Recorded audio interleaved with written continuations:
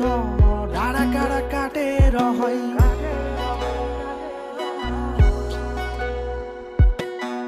मनको धोको पोख्नु छ तिमीसँग बसेर है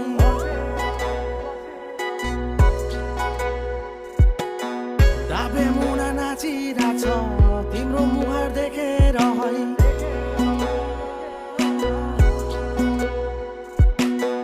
देउरालीमा बस्या छु है तिम्रो नाम जपे